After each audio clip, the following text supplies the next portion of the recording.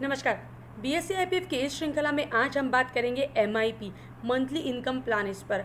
हाल ही के कुछ दिन पहले, कुछ महीनों पहले सेबी का एक सर्कुलर आया। पहले एमआईपी के नाम से ही फंड हुआ करते थे, अभी भी कुछ फंड है, लेकिन अभी वो कंजर्वेटिव हाइब्रिड कैटेगरी में गिने जाते हैं। और अब एमआईपी का पूरा फंक्शनिंग ये कंजर्वेटिव हाइब्रिड फंड के अनुसार होता है।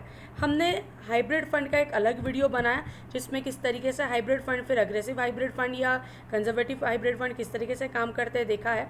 मंथली इनकम प्लान एक वो प्लान होता है कि वो उन निवेशकों के लिए है कि जो एक स्टेडी इनकम चाहते हैं या फिर रेगुलर पैसा वहाँ से अपेक्षा कर रहे हैं, इक्विटी का बहुत ज़्यादा रिस्क लेना नहीं चाहते, लेकिन एफडी इतना कम रिटर्न भी नहीं चाहते, एक बीच का रास्ता कि एफडी से 1-2% थोड़ा सा ऊपर मिले, ऐसा यदि मन में हो और थोड़ा सा हम डेट और इक्विटी का बेसिक जानकारी रखते हैं तो शायद एमआईपी या कंजर्वेटिव हाइब्रिड फंड हमारे लिए है।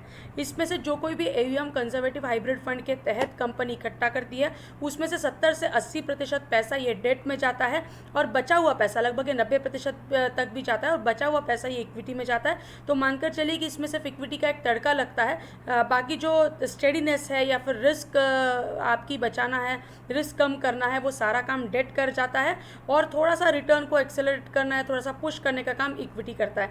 ये डेट ओरिएंटेड फंड होने की वजह से इसका टैक्सेशन डेट ओरिएंटेड ही होगा क्योंकि 62% से ज़्यादा डेट है।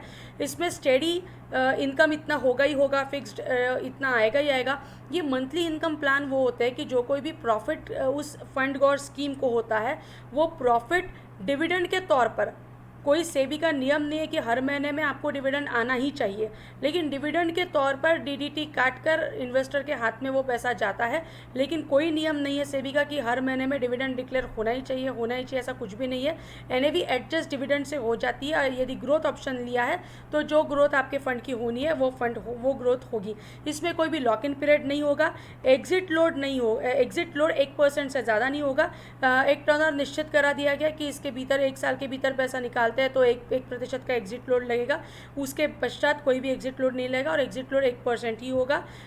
इसमें जैसे post office monthly income scheme POMIS जिसको कहते हैं कि उसमें कुछ यदि अगर कुछ कैप है कि इससे ज़्यादा पैसा निवेश नहीं कर सकते, तो मंथली इनकम स्कीम में, मंथली इनकम प्लान में, माफ़ी चाहती हूँ, MIP में या कंजर्वेटिव हाइब्रिड फंड में ऐसा कोई भी अपर लिमिट नहीं है कि इतना ही पैसा आप लगा सकते हैं, इसके ऊपर नहीं लगा सकते। सो FD से थोड़ा सा ऊपर रिटर्न चाहिए कि इक्विटी का थोड़ा सा तड़का आपको लगाना है आपके निवेश में, तो कंजर्वेटिव हाइब्रिड फंड आपके लिए है। लेकिन सारी चीज़ें समझकर, पढ़कर फिर ही आप निवेश करें। आज हम यहीं पर रुकेंगे। ऐसी कोई विषय के बारे में आपको जानकारी यदि चाहिए होगी तो कमेंट सेक्शन में ज़रूर लिखिए, अपना नाम और ईमेल एड्रेस तो ज़रूर लिखिए। साथ ही साथ BSC IPF और सेबी को धन्यवाद बोलना मत भूलिएगा। यही विषय इंग्लिश और मराठी में भी उपलब्ध है, तो YouTube चैनल पर जाकर आप उस विषय को समझ सकते हैं। आपको हमारे सत्र पसंद आ रहे, इसके लिए बहुत बहुत धन्यवाद।